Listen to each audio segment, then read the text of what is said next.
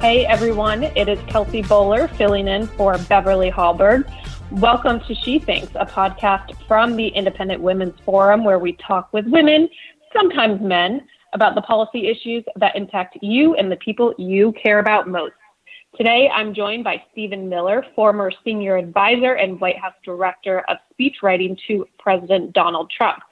Stephen now heads up a new organization called America First Legal, which brings legal challenges to different Biden administration policies before the courts. And on that front, they have a number of pretty impressive successes. We'll get into some of those today during our conversation, along with trying to figure out, is this man really who the media portrays him to be? Stephen, welcome to the show. It's great to be here. Thank you for having me. So President Biden continues to blame former President Donald Trump on the disastrous Afghanistan withdrawal, which he ironically called an extraordinary success. So I guess only the bad parts are Trump's fault. I wanted to read you a part of his speech upon fully withdrawing the last troops from Afghanistan and have you respond. Leaving August 31st is not due to an arbitrary deadline. It was designed to save American lives. My predecessor, the former president, signed an agreement with the Taliban to remove U.S. troops by May 1, just months after I was inaugurated. It included no requirement that Taliban work out a cooperative governing agreement with the Afghan government, but it did authorize the release of 5,000 prisoners last year, including some of the Taliban's top war commanders, among those who just took control of Afghanistan. By the time I came into office, the Taliban was in its strongest military position since 2001, controlling or contesting nearly half of the country. The previous administration's agreement said that if we stuck to the May 1 deadline that they had signed on to leave by, the Taliban wouldn't attack any American forces. But if we stayed, all bets were off. So we were left with a simple decision: either follow through on the commitment made by the last administration and leave Afghanistan, or say we weren't leaving and commit another tens of thousands more troops going back to war. That was the choice, the real choice, between leaving or escalating. Now, you probably understood that part of his speech better than when Biden delivered it himself, because he tends to mumble and not make much sense. But Stephen, what say you about that? Well, there's obviously a lot to unpack there. Every part of the statement that you just read is categorically false, and I will say that I have yet to see anybody, frankly, on the left or the right in the media, who thinks that any part of that statement is true or even remotely honest. It's not just misleading, it's just packed and filled with lies. And for starters, the Trump peace process in Afghanistan was explicitly conditions-based. So Biden is just outright lying. And I'm frankly astonished that the White House staff, the staff secretary process, the editing process, felt so comfortable putting a statement into a speech that everybody on every side of the equation knows to be untrue. In other words, there's not a single person with even the faintest familiarity with Afghanistan who believes that the Trump peace agreement was, you do whatever you want to do, and then we'll leave on this date. I mean, that's just so categorically false. I don't even really understand how it is that, again, it had the temerity to insert that statement. The Taliban had explicit conditions they had to meet upon which any aspect of the U.S. withdrawal would be based. But the flip side of that, which President Trump has been very clear about, is that if the Taliban crossed any red lines we drew for them, they would pay dearly and with their lives. So, for example, the Biden acknowledges that as a result of President Trump's tough diplomacy, that not a single American was killed in action in Afghanistan from when the negotiations began in earnest in 2020 until President Trump left office. Now, any sane thinking person hearing that would say, wow, President Trump did a really incredible job keeping Afghanistan stable, keeping our airbase, keeping our diplomatic presence, keeping all of our assets in place, keeping everything that we have positioned there exactly as it was, and not a single American casualty. Like you would think that a normal person hearing that would say, in fact, a normal person hearing that would say, that is a stunning success by any definition. And to compare that to how quickly Biden unraveled it all and turned President Trump's success into the greatest foreign policy humiliation under Biden that our country has ever suffered. The essential thing to understand about Biden's lies is that Biden took the Trump plan and all of the carefully crafted conditions therein and all of the carefully crafted diplomacy therein and shredded it and replaced it with his own plan, which was a unconditional surrender. No coordination with our allies, no coordination across the U.S. government, no coordination with our citizens on the ground, no coordination with the Afghan government, no coordination with anything or anybody. Just leave in the dead of night and cross your fingers and see what happens.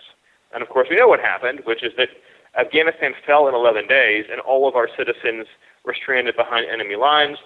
All of our assets were turned over to the Taliban. Our embassy was lost. Our airbase was lost.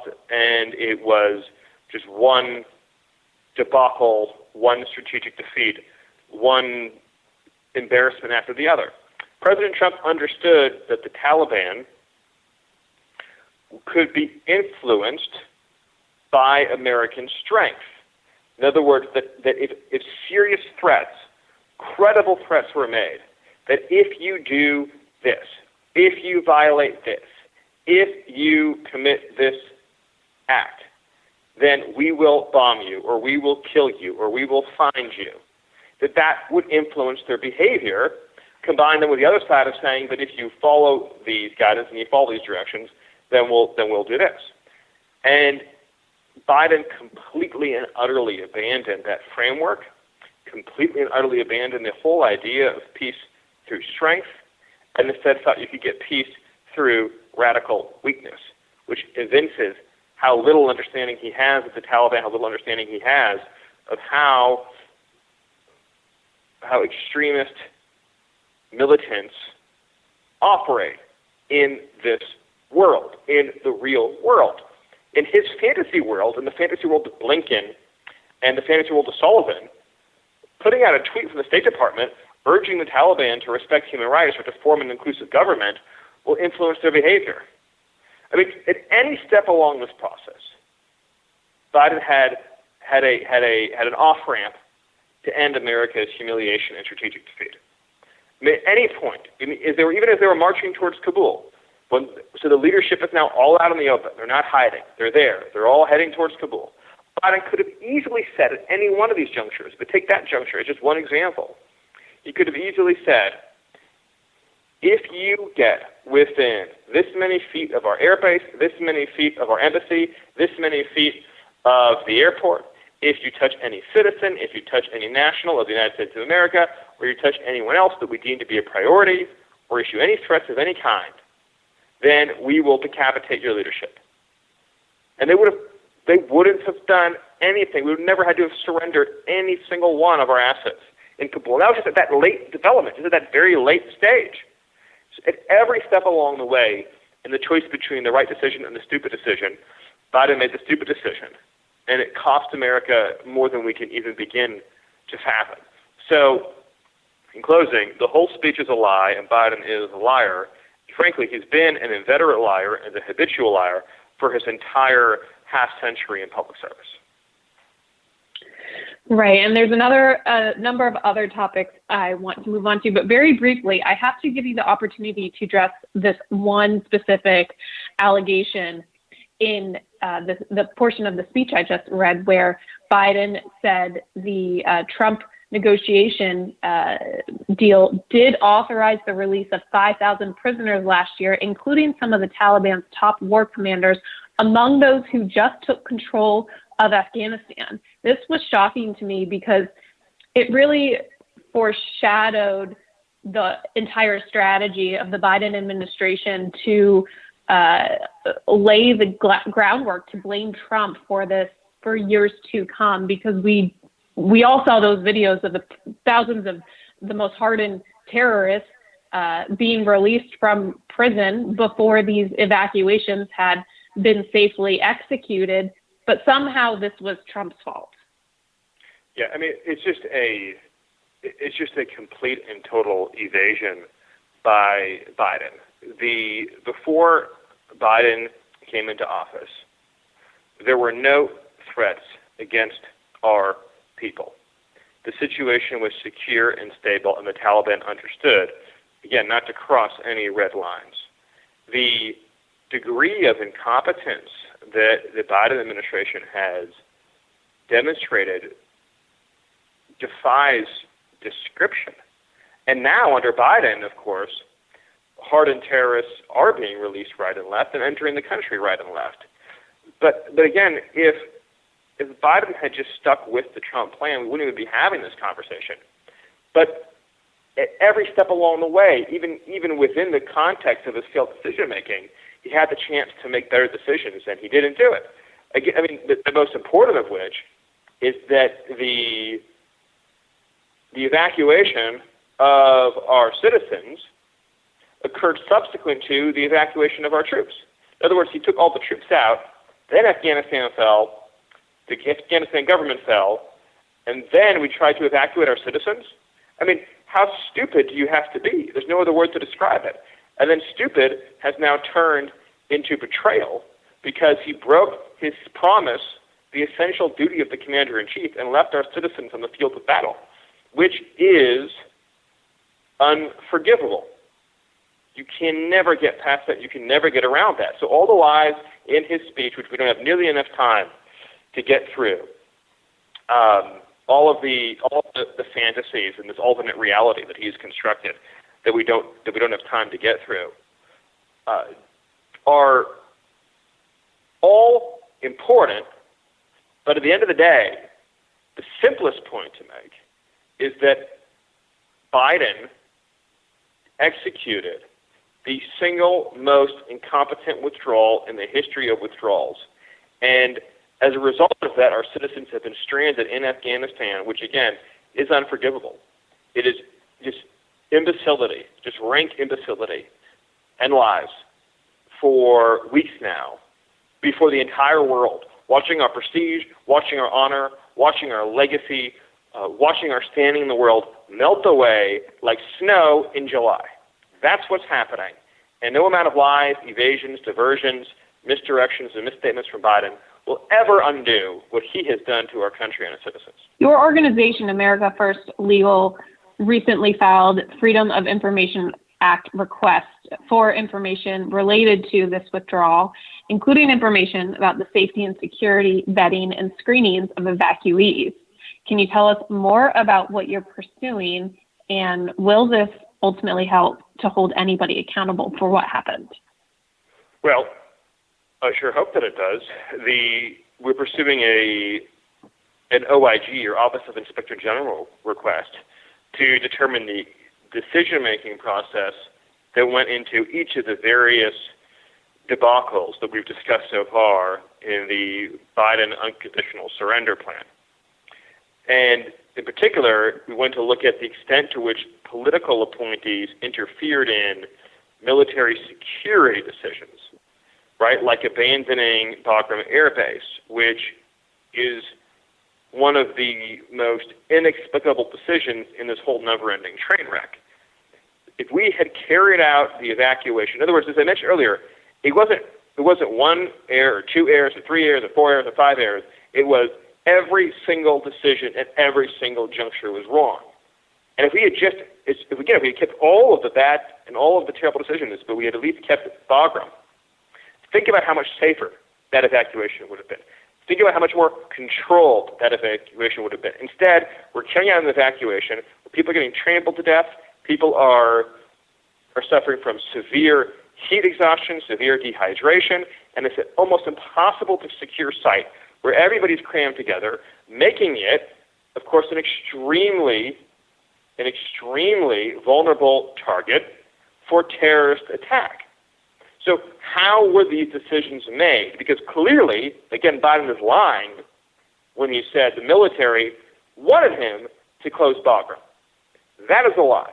So let's figure out, just like everything else in this speech, let's figure out how that happened.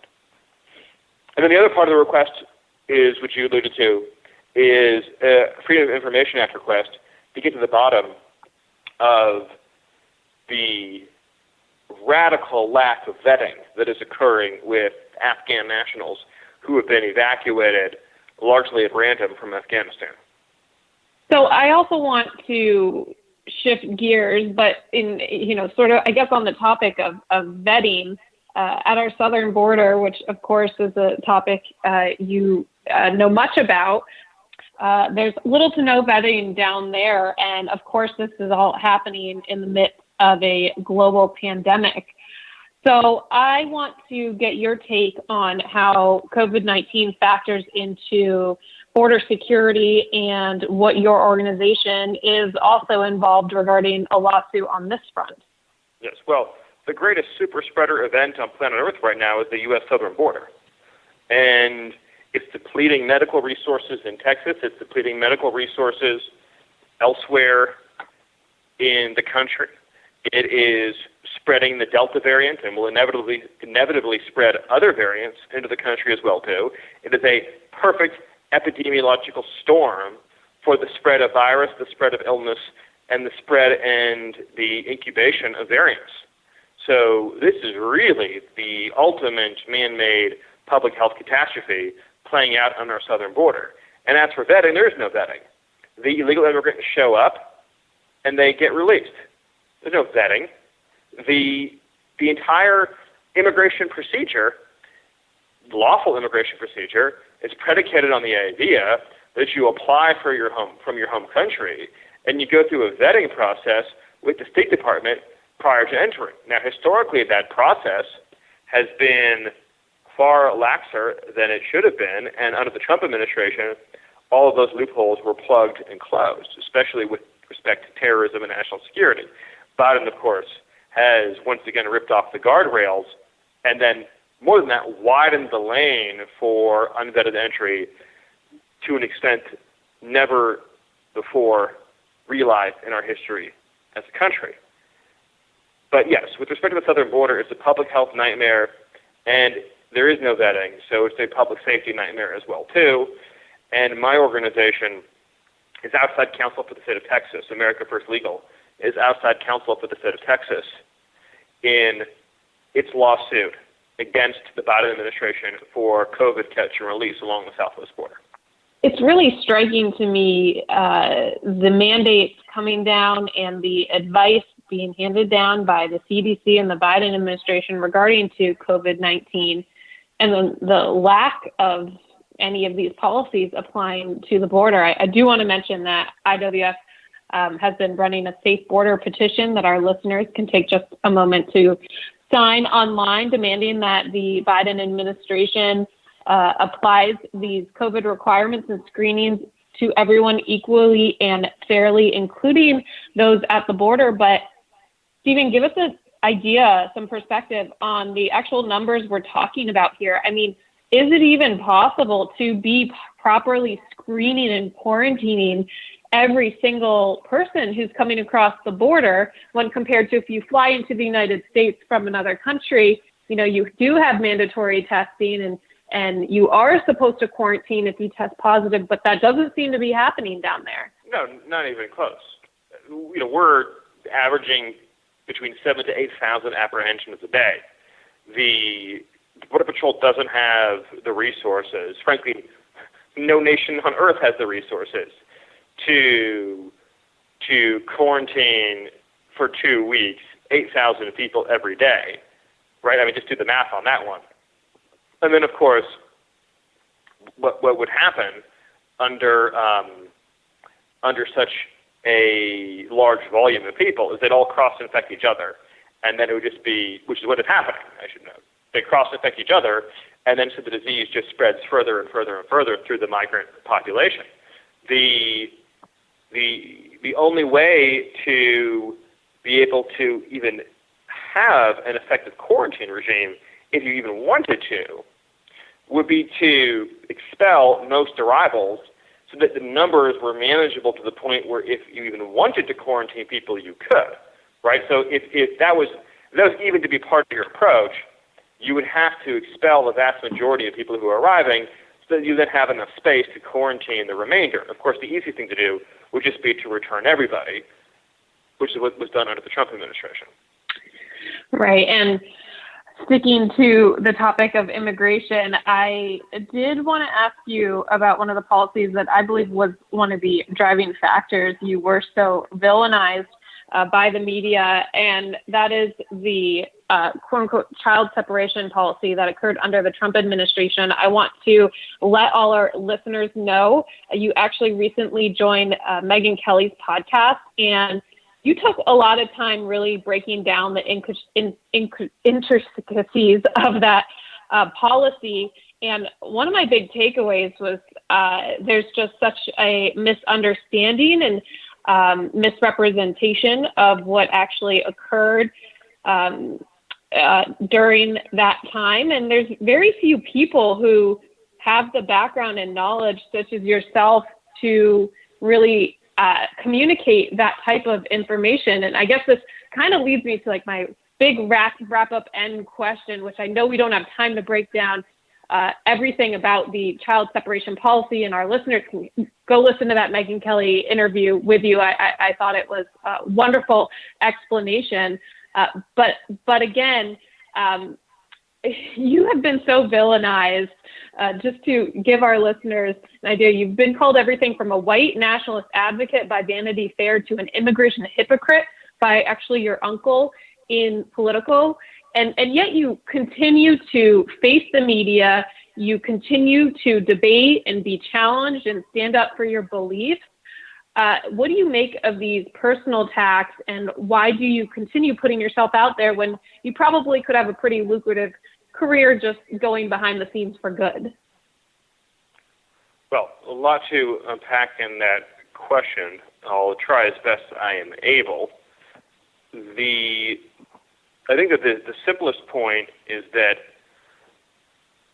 with respect to the smears and the lies and the defamation that has taken place, tragically, to be in the public eye in any way in the 21st century is going to entail a lot of defamation and slander.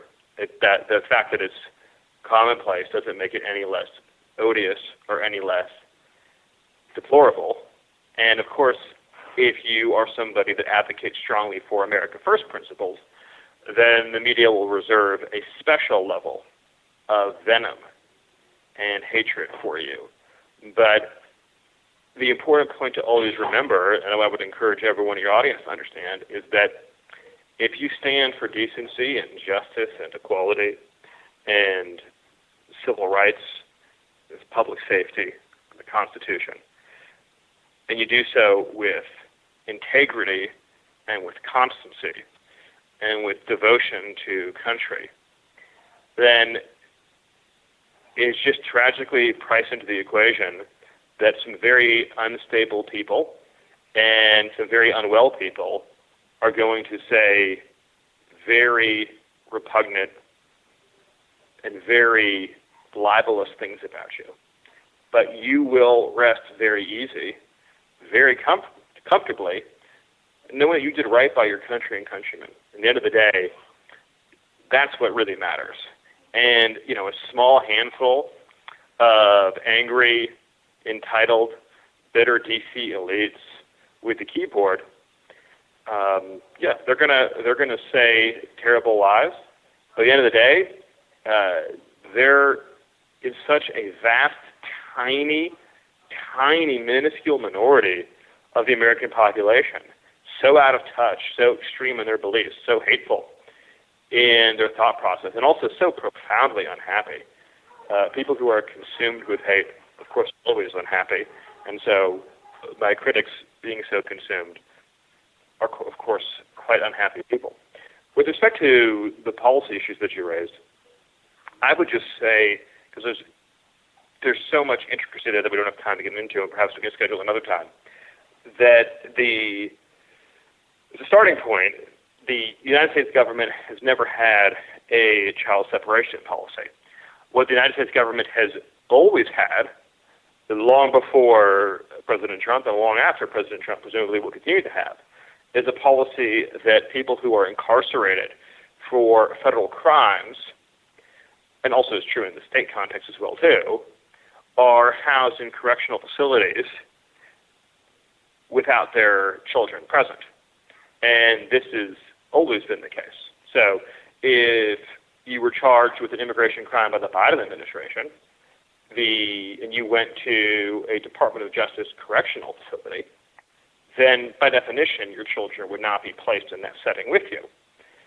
When Kamala Harris was the Attorney General for the state of California, she put thousands of people behind bars, including many for which you would consider relatively minor crimes, who had U.S. citizen children, and they weren't just kept away from those children for days. They were kept away from those children, depending on the offense, for years, many years. So I think it's an important just background point to make that while it's true that immigration prosecutions increased under President Trump, the policy of the U.S. government has always been that if you are prosecuted for a federal crime, you are not housed with your children in a jail or in a prison for obvious reasons. But I think the more important point in all this is that it was President Obama who assented to a Ninth Circuit policy that made it impossible to keep families in a non-criminal immigration setting for the pendency of their removal proceedings. That was known as the Flores decision.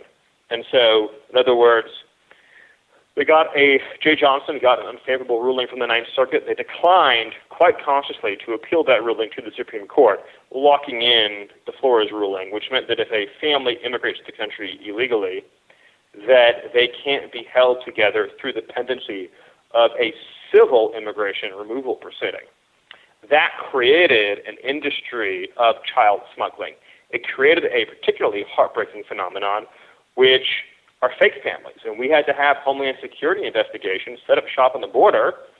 And as best I can understand, Biden has scaled this back dramatically, which is tragic in its own right. But we had to send Homeland Security investigations down to the border in order to help identify these fake families to save these children. And a lot of children end up getting recycled, which is the term that law enforcement would use for when illegal aliens would grab a kid, take him across the border to get through because of this Flores loophole created by the Ninth Circuit. Then this kid would get sent back and then used by other adults to come through, and so on and so forth. And so you can imagine the horrors that children were subjected to because of this Obama policy. The Trump administration implemented a series of reforms, all since canceled by Biden, who's brought child smuggling to levels never seen before in the history of our country and probably any country that has ever existed. But the Trump administration put in place a series of reforms that allowed us to keep families together through the pendency of the removal proceedings. The main vehicles for that were the migrant protection protocols, or Remain in Mexico, as is more commonly known, as well as our Safe Third agreements with the Northern Triangle. Both of these agreements, along with other reforms that we don't have time to get into today, allowed us to either compress the removal time frame or to carry out the removal proceeding in a third nation, in this case Mexico, so that families could be kept together. But also importantly, this eliminated completely the incentive that Obama created in partnership with the Ninth Circuit to use children as a tool for entry into the country, which led to all kinds of barbarous inhumanity that the Trump administration ended. President Trump dealt an enormous blow to the child traffickers, and President Biden has delivered an enormous gift to the child traffickers. And that's just the bottom line. Lawlessness begets misery. The rule of law makes people more safe and more prosperous and more secure. I appreciate you giving us that brief overview. There is such an important humanitarian aspect to this, where vulnerable children are sadly being very much taken advantage of. And I know that was a priority to address under the Trump administration. We'd love to have you back at some point to discuss this more. In the meantime, as I mentioned, our listeners can hear you go into greater detail about some of these policies in your interview with Megyn Kelly on the Megyn Kelly podcast. I really enjoyed listening to that. And I think regarding the personal attacks, you said it well. I don't face anything comparable to the scale that you do, but I've never had trouble sleeping at night knowing what I am fighting for and believing in it. So thank you so much, Stephen, for being willing to share your expertise and for being willing to stand up in this fight and take those bullets. I know a lot of people appreciate that. Let me just close by reiterating that don't spend your life trying to chase positive reinforcement from all the wrong people. Spend your life trying to do the right thing, and everything else will take care of itself. If you would like to help do the right thing as a listener, I would love you to visit my website, aflegal.org. aflegal.org. That's the website for America First Legal, aflegal.org. And join our team, sign up for our newsletter, get our alerts, and help us fight back in federal court. We hope you all take something away from today's conversation. If you enjoyed this episode of She Thinks or like the podcast in general, we'd love if you would take a moment to leave us a rating, a review on iTunes. This helps ensure our message reaches as many Americans as possible. Share this episode. Let your friends know where they can find more. She Thinks episodes are available on iTunes, iHeartRadio, Spotify, all your favorite podcast apps. This is Kelsey Bowler signing off on another edition of She Thinks. Stephen, thank you so much for joining us. Thank you. My pleasure.